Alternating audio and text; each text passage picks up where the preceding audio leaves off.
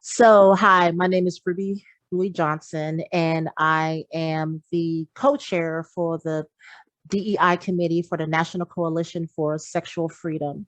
And we have this month, we are recognizing our transgender community for Transgender Awareness Month. November is has the Transgender Day of Remembrance, and the week prior, we celebrate various voices. It's the week of awareness. And for us, for NCSF, we have selected a few fantastic individuals who are and who do identify as transgender to highlight and amplify their voice. AC Folks, Dr. AC Folks, is an amazing human being, and I look forward to this interview. And we are featuring him on our website this month. And so, Dr. AC Folks, welcome. Thank you so much for being here. Thank you so much for having me. It's an honor. When you and I spoke and you invited me, I did not take that as a small gesture, and so thank you. It means a lot. Thank you. Thank you. Thank you. And so I did introduce you as Dr. AC Folks. So you want to tell the folks a little about you and what you do and how fantastic you No pressure. are. So I am a licensed clinical psychologist, and I am also the CEO of a global consulting firm that focuses specifically on LGBTQ sensitivity and transgender inclusion in the workplace. Um, and now, actually, more recently, we've begun to do work around allyship. And so I feel really fortunate because I wake up every day and I get to focus in on things that are near and dear to my heart. I am transgender, I'm trans male, and creating safe spaces is something that's really important to me. I think based on my own lived experience, I recognize the weight of and the importance of that. And so I feel fortunate to be able to do that every day. Um, that's a little bit about me. I'm on the board of directors for the Trevor Project, which, if you're not familiar with their work, they are literally doing life saving work, saving the lives of LGBTQ youth that are struggling with suicidality and are actively in crisis. I write for Forbes as a contributor. I write on the topics of LGBTQ sensitivity, transgender inclusion, allyship.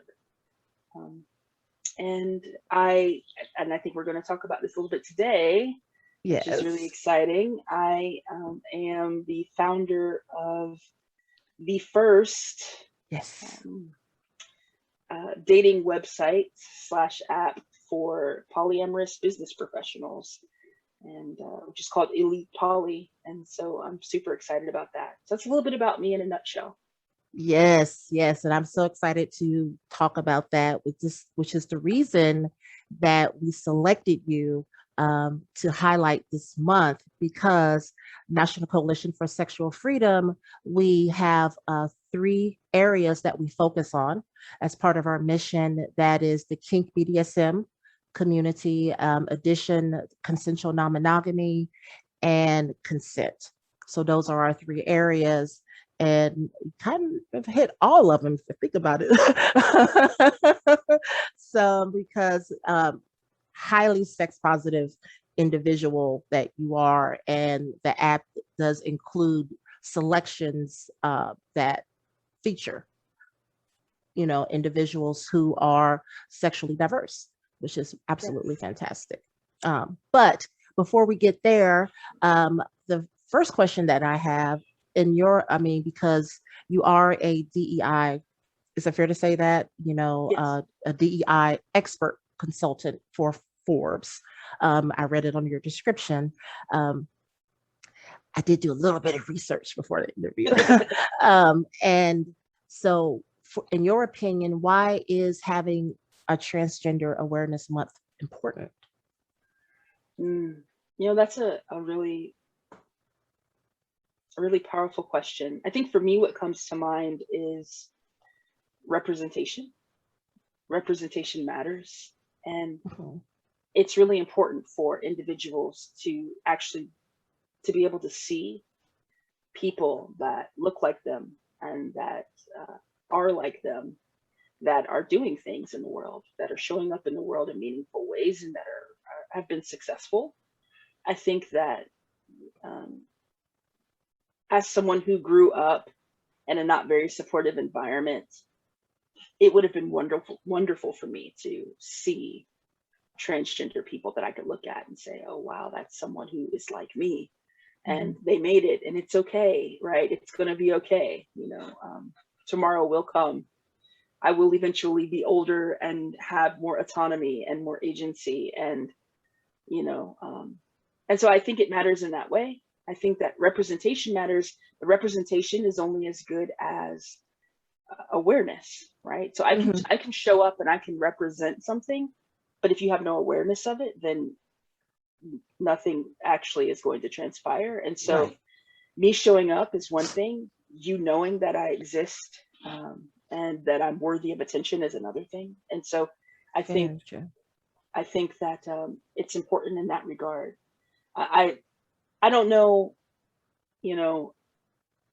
why, it's particularly because statistically thinking there's around about 1 million, or actually more at this point, transgender individuals in the United States. Wow. Why the level of awareness isn't higher than it is. But it's definitely, there's a lot of us, and awareness is important. And so if this is a way to kind of normalize the existence of, and the experience and the story and the journey of transgender folks, then I'm all for it. Absolutely. That's so true. That is so true. Awareness and knowing that you are there. Two distinct things. So this is so important. It's a great point. It's a really great point. So for you, you mentioned, growing up, that maybe that awareness wasn't necessarily, or the visibility wasn't necessarily there for you. Do you mind sharing some? I know we have very limited times, kind of like, I'm trying to say, is this a good question? But do you mind sharing some of your journey with your gender? Yeah, so it's interesting. I think for me, my gender, I feel like I'm the same person I've always been. I don't know that my identity has changed, but my language around my identity has changed. And by that, I mean, it's interesting. I don't want to get into like too nuanced of a conversation, although we could totally go there if you want to, because I love this stuff. But so when we're talking about the gender binary, I think, oftentimes people make the mistake of thinking that transgender people don't exist on the binary, that they don't exist as male or female, when in actuality, most trans people do identify on the binary as either male or female. There are some that don't, but the majority of us do. And so when I think about my understanding of gender, it was never that I didn't understand gender. In fact, I felt like I existed on the binary. It's just I felt and I knew within myself that I existed on the masculine side of the binary. And so, but from the time I was young, and again, it's I think more of a language thing, I didn't know that there was an option. Like I didn't know that there was the opportunity to be anything other than a girl. And so I just identified myself as a tomboy, and everyone around me identified me as a tomboy. And I always was interested in those things that would be stereotypically masculine things. And so instead of Barbie dolls, I had Hot Wheels, the cool ones, the ones that you put in water and they change colors. Those ones. Right. So like, if you can think all of the stereotypically masculine stuff, I was always drawn to those things, and I always kind of foo-fooed the more feminine things. And so it's interesting because what happened for me over time is, as I got older and I got more comfortable with that, I always just assumed, because I didn't know any better, that I was female, and I just, masculine things resonated with me more so than feminine things. And it wasn't until actually later in my, I want to say even beyond my teenage years, it was probably in my early 20s that I began to realize this is, one of the benefits of higher education and going to college and being exposed to other things, I realized that, wow, that, there is something other than I just really seem to identify with these things. And Mm-hmm. so over time, my language changed, right? I went from being a tomboy to being like, oh, okay, what some might call a butch or stud, right? Mm-hmm. And then like I didn't have like the language for it. And then like one day it was like, oh my gosh, there's this thing called transgender. Like I didn't even know that was a thing. Like that's a Uh-huh. thing. And it resonated with me so much so it's like, yes, oh my gosh, that's absolutely me. I've always just known within myself. I didn't know that there was language for it, but once I had the language for it, I, grasped onto the language like, oh, this is it. This is, Uh-huh. I identify with this. Doesn't mean I didn't have my own transphobia, right? That's another Right. conversation, my own internalized transphobia. But I knew instinctively that that's who I was. And so now I look at myself, I still feel like I'm very much so the same person I've always been. I Mm-hmm. just have language that's more accurate and more representative of my experience. Mm-hmm. And it's interesting because, again, when we're talking about the gender binary, I don't think the argument is whether or not it exists. I think it exists, it's just insufficient, right? There's just so much more Yes. outside of that. There's so many Yes. people that are not represented, right? There's this massive, inexcusable erasure that happens when we just view gender on a binary. But having said that, even though there's a lot of people that don't feel like the binary speaks to them and who they know themselves to be, I just don't happen to be one of those people because I'm like, yeah, I actually do check one of those boxes. I check the man box, right? Like, Right. Uh-huh. so that's in a nutshell. I guess that's how I would explain my journey. It's more a matter of language than anything else. I think I still prefer a Hot Wheel over a Barbie. Is what I'm. So does internalized transphobia still show up for you in It's a ways? struggle.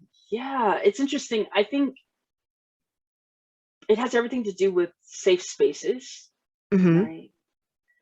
I think when I can feel and sense other people questioning the validity of my experience, I begin to Mm-hmm. question on some level the validity of my experience. When I'm around people that are affirming and supportive, obviously I'm just, going through life, but when I'm engaging with people that are not able to validate my experience, or even worse, are hostile toward my experience, I, I do struggle a little bit. It would be disingenuous of me to pretend that there were never insecurities that crept up. And Mm-hmm. it's really interesting too, because like, and maybe we'll get a chance to talk, I don't know, hopefully we get to talk about all the things, but Mm-hmm. it's really interesting too, because when I think about who I know myself to be in terms of my identification, while I know I'm a man, I'm also very cognizant of the fact that I'm not a cisgender man. But that's Mm-hmm. another conversation, I guess, for another day or time. Well, maybe. Or not, or maybe it's for right now. I don't know. Yes, yes, because the next question, and you tell me if it feeds into this next question, because my next question is, how does or how has your gender identity influenced how you view relationships? Mm, Because you view relationships more probably in the realm of partnerships, is not dominant culture, mononormative way that you view yeah, relationships. So, yeah. So I think for me, being transgender mhm, has allowed me to really have an appreciation of nuance, mhm, and how things can be oh so similar yet oh so different at the same time, right? I mhm, can hold two, seemingly opposing truths at the same time, and I have the ego strength to do that, right? To say, mhm, for example, when I look at myself, right, I know that I'm a man, but if mhm, I were to juxtapose myself, all right, with a cisgender man, there are differences. There are very clear differences, Mm-hmm. right? Not just, physically or anatomically, but even Mm-hmm. for me, emotionally and Yes. spiritually, and in terms of Mm-hmm. my energy, right? Mm-hmm. And so I can hold those two seemingly disparate truths at the same time and say, this is a really nuanced thing. This is a really complex thing. Yes, I exist on the binary. Yes, I know myself to be a man, but I'm not a cisgender man. And Mm-hmm. and and that's okay, right? I'm not any less of a man. I'm just not a cisgender man. I'm a transgender Mm-hmm. man. That's my own personal experience. Now, there are some trans people that you'll come into contact with that, for them, those two things are synonymous, right? And so they Mm-hmm. envision themselves, as cis men. That's not my lived experience. Not that it's any better than anyone else's, but that's not my lived experience. The Mm-hmm. trans part of my identity is a really important part of my identity. And so, like, I know trans people that really kind of separate themselves from that portion of their identity. And Mm-hmm. it's like, I don't want to be known as a trans man. I just want to be known as a man. For me, the trans part of my identity is actually a really important part of my identity. And so when I am introducing myself, particularly when we're talking about initial introductions, you know, I'm likely to say I'm trans male as opposed to I'm male. And why Mm-hmm. that's such an important part of my identity, I guess that's a whole other conversation. But to me, it's an important part of who I am, because I don't I don't feel like I fit into the cisgender checkbox. Like, Mm-hmm. there's a lot about me that I feel doesn't necessarily fit there. Mm-hmm. That I feel is better described by my trans experience. Absolutely. That was beautiful. Beautiful. Because tell me if I'm wrong.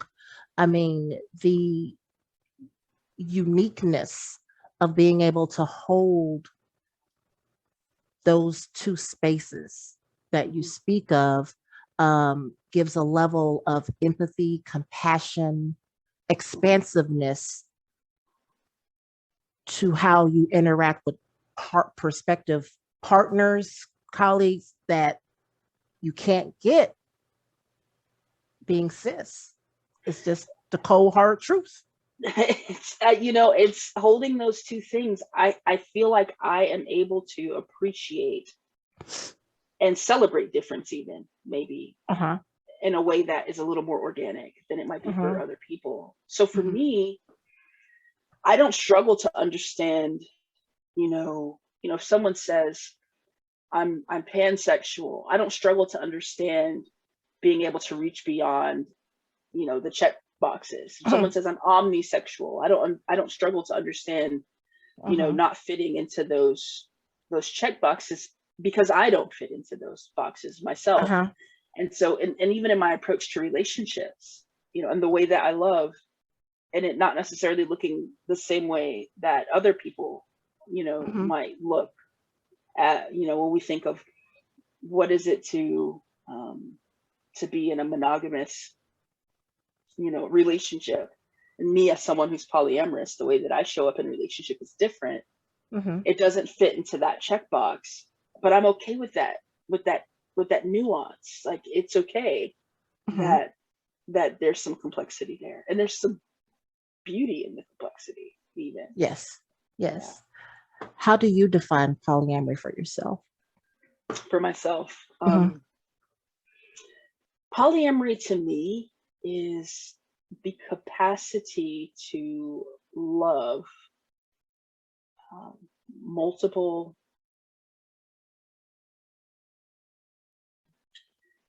the capacity to love without limitation, Uh-huh. right? Like, I view love as an infinite as opposed to a finite resource. I Uh-huh. feel like there's there will always be more where that came from, right? Like, Uh-huh. there is we have love in excess, if there's such a thing. And so for me, polyamory is the ability to love in a meaningful, thoughtful, intentional way, more than one person. Mhm. And one of the things that I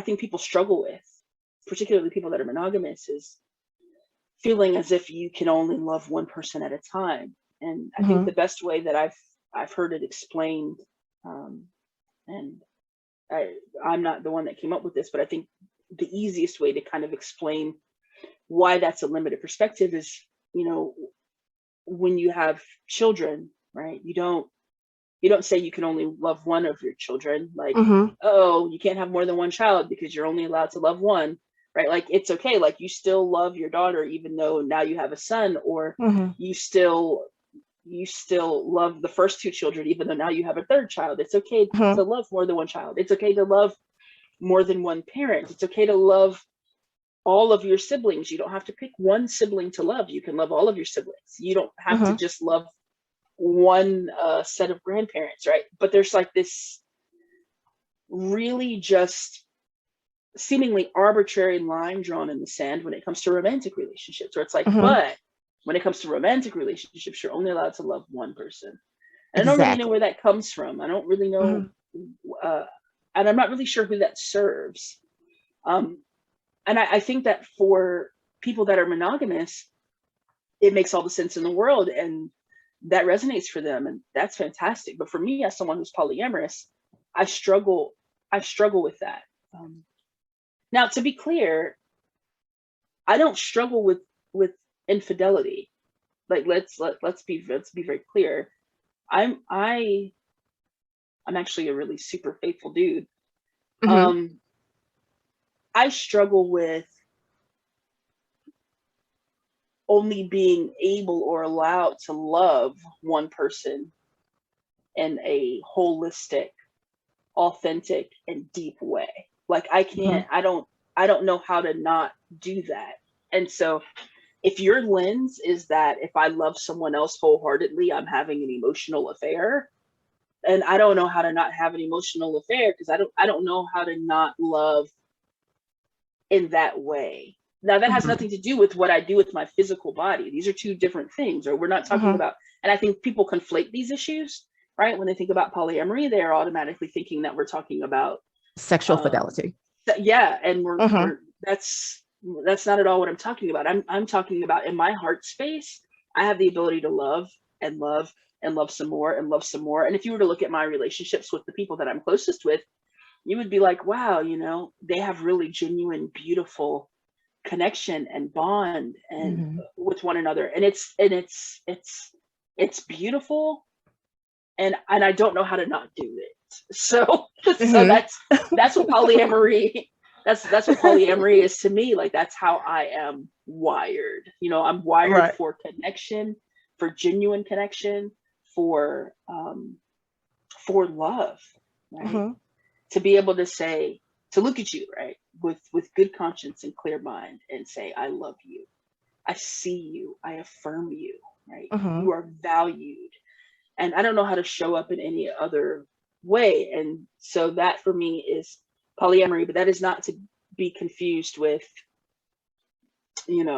whatever other things people want to confuse it with. Right. So for you, if you had to, you probably just did this, but I'll ask the question anyway. What has been the difference for you between your monogamous relationships you have had historically versus where you are today? And how long have you been where you are today? So I think I've always been polyamorous. Uh-huh. Um, Again, it's a matter of language. I didn't know that was a thing. I grew up in a really religious household, and so there really was no reference point for anything outside of like cis-normative, heteronormative, monogamous.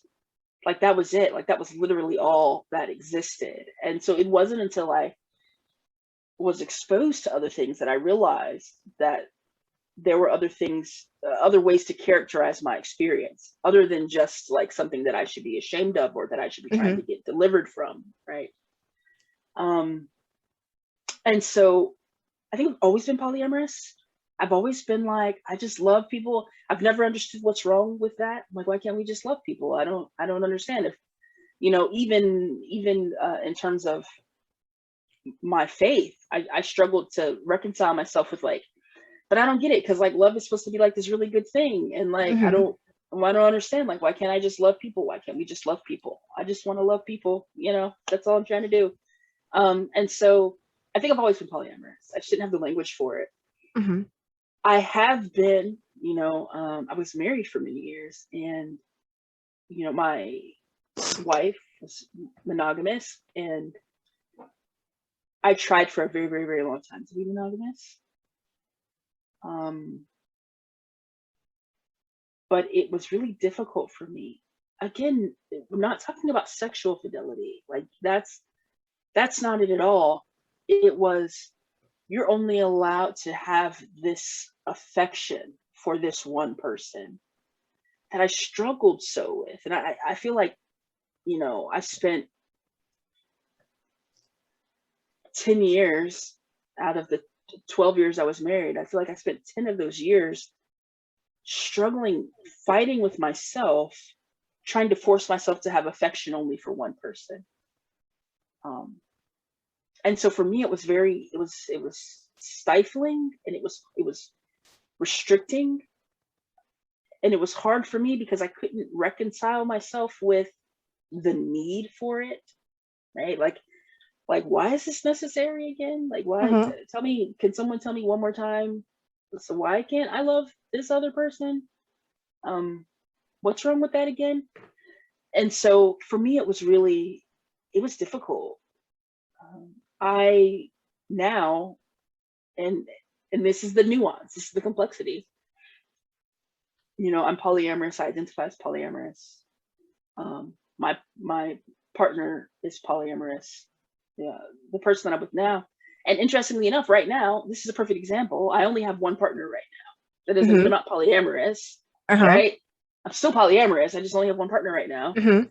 Um, and that's okay. It's not like I'm like, oh no, I must have. Right? Again, we're trying not to conflate two separate issues. It's the ability, it's the capacity to love and to extend yourself in that way. And so I think just being in an environment where I'm free to have that capacity and that not be looked upon as I don't know, wrong in some way, is freeing for me. Uh, and I don't know if I answered your question at all, but Absolutely. You did. You did. okay, You did. I'm You hopeful answered I it did. very well. You answered it very well. And I love that you used, you spoke of possibilities and opportunities. To me, it's like accessibility, right? Having Yes, the access to experience love in all its many forms and yes. not And be you, pigeonholed. yes, and you just hit the nail on the head. And I remember even, when I was married, having that very conversation and us reaching a point in our marriage where um, there was an understanding of the fact that I was polyamorous. And even still, I didn't act on, right, Mm-hmm. that, uh, whatever that means. I Uh-huh. didn't act Uh-huh. on it, but it felt good to be able to say, okay, but it's okay to love the way that I love. And so now when I enter into relationships, romantic relationships with people, right, that's one of the that's first order of business. So let's talk about this. Let's talk about the way that I show up in relationships, the way that I love, right? And I feel like the way that I love is a beautiful thing. And are you able to hold space for that without feeling intimidated or insecure or otherwise slighted? Mm-hmm. Is it okay for me to love, to just Mm-hmm. absolutely love? Like I absolutely love and adore my friends. I love my friends. And is it okay for me to just love authentically, genuinely, just, yeah, sure, you need a spleen? I got a spleen. You can have my spleen. I don't know what it does, but you're welcome to it, right? Like, so just love like that. So, speaking of how you love the community so much. You you gave us another app. Yes. Another platform for dating. So how did you come up with Elite Poly? Tell the world about Elite Poly. Yes, so I am polyamorous, as we've discussed, and I'm also a business professional. And so Mhm. there was a certain, and I don't mean to sound pretentious, but a certain type of partner that I was interested in finding, someone Mhm. that I felt would understand, you know, my drive, as a hospital executive, and as a CEO of a consulting firm, right? Someone that would understand my level of commitment to my business, my drive, the long hours, the early mornings, the late nights, the sacrifices that have been made and will continue to be made, that would have an appreciation for those things, and a true understanding of what it is to be um, at this space, in this space. And so what I found was, like, when I started, like, okay, let me begin dating, let me see what's out there. I looked and I saw apps and websites for polyamorous people, but it was just like anybody who was polyamorous, right? So like and I don't have any interest in pursuing something with someone that I don't feel is going to be able to find alignment and understand really kind of where I am and where I'm going. And so I was Mhm. like, well, man, I really would like to meet other business professionals, um, other people that would understand this Mhm. particular identity, because that's an important Mhm. part of my identity as a Mhm. business professional. That's an important part of my identity. But then, I found things, I found sites for people that are business professionals but are not polyamorous. And then that's Mhm. a whole other issue, because then we have to have the, well, but I'm polyamorous conversation. So I was like, Mhm. surely there's got to be a place somewhere for polyamorous business professionals, right? For us to meet. And I could not find it. And I wish that I could say that this was like a completely altruistic thing where I was just like, let me give back to humanity. But really, honestly, I was wanting to meet people and there wasn't a place, and so I made a place so that I could meet people. Um, so I think the beautiful thing is that it has the potential to really, or whatever. But Right. it really started off with me just being like, where do I find other like-minded people? And so that's where Elite Poly came from, and I'm really excited about it. Um, I'm really excited about creating a space for like-minded polyamorous business professionals, people that understand um, those two intersecting identities, right? Mhm. Because it's one thing to be polyamorous, right, which takes that's an identity in and of itself, and takes a lot of work. It's another thing to be a business professional, which is another identity that takes a lot of work to intersect those two and to somehow manage and navigate those two, and manage relationships, perhaps multiple relationships, while managing business and all the responsibilities of business, is a very special, unique skill set and gifting, if you will. And so you want Mhm. other people that can understand that and can hold space for that. So that's where it Right. came from. Yeah. And also, with you being just who you are, it's a very inclusive Yes. app for Yes. everyone. It's welcoming, it's affirming. Thank You're you. on top of that. Yeah. Well, because I couldn't find myself, right? So like, Mhm. you go on a dating app and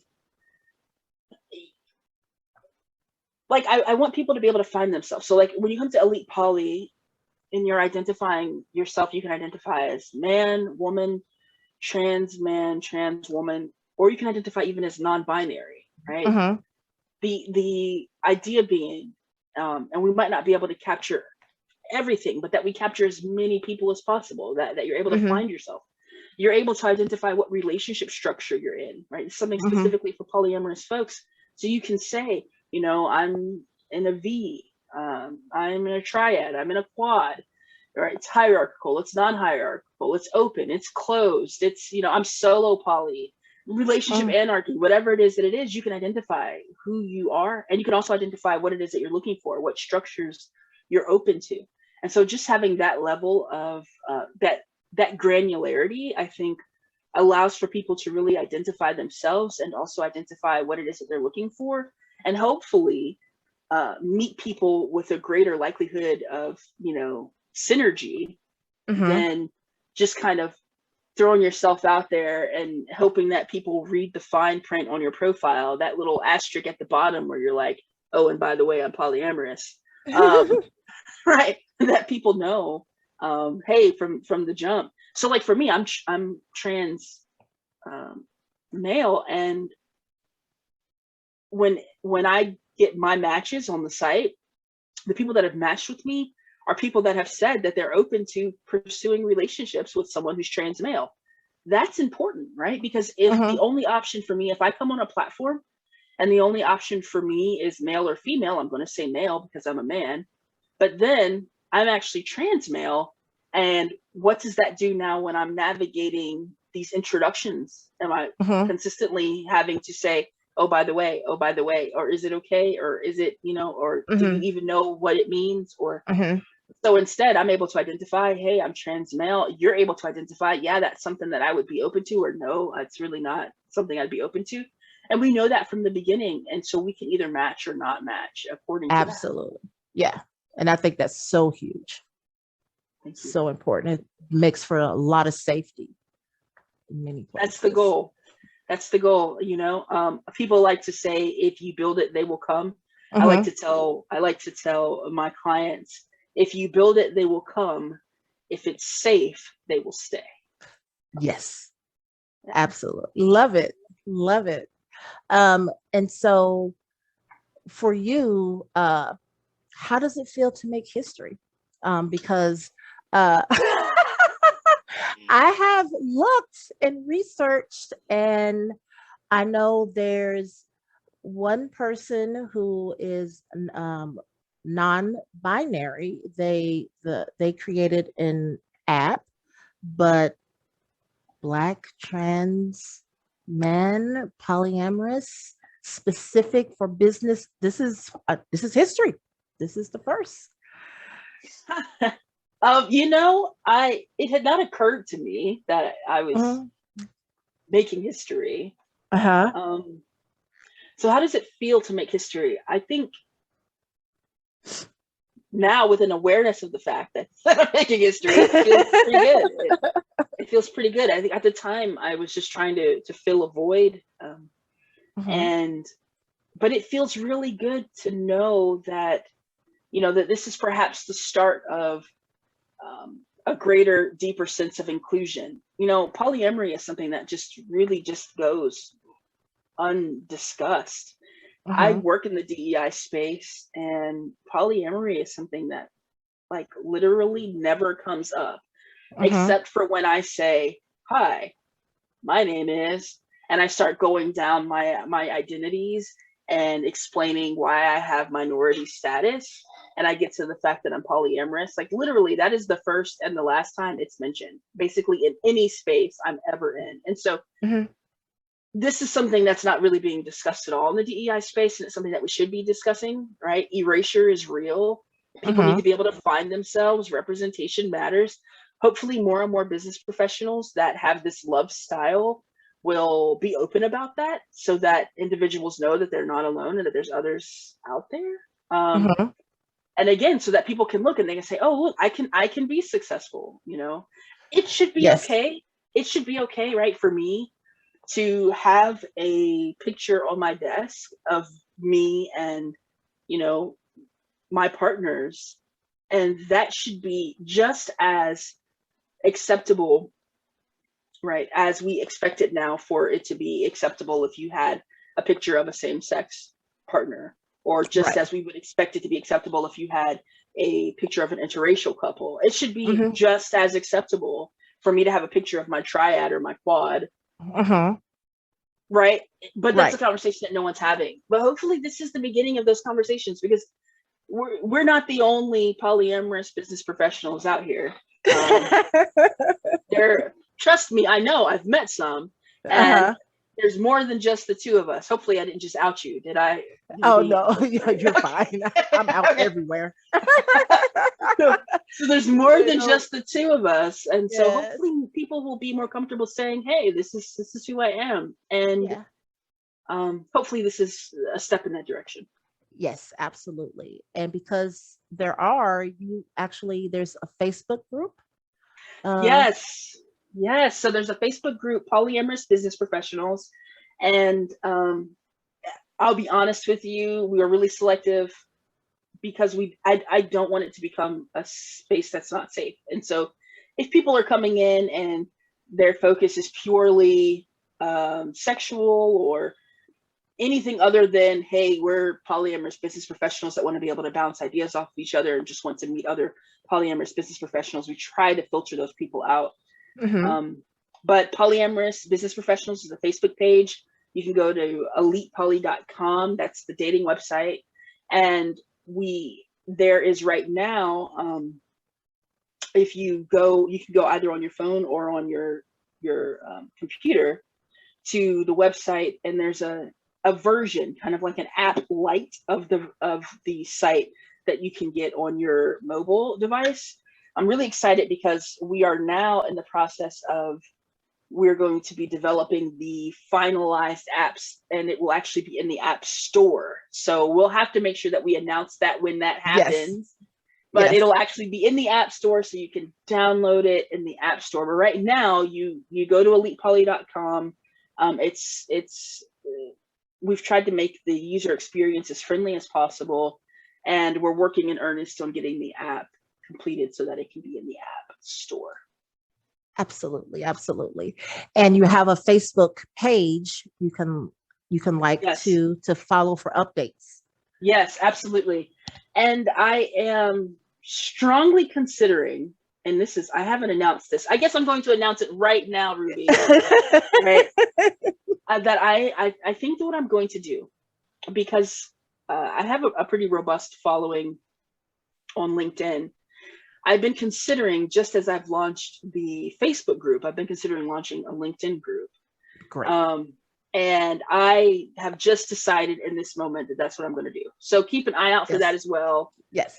My intention will be to name it Polyamorous Business Professionals or something akin to that. And then hopefully we can have, again, more representation and people knowing that this love style exists, and that there are more people out there with this love style than you might have imagined.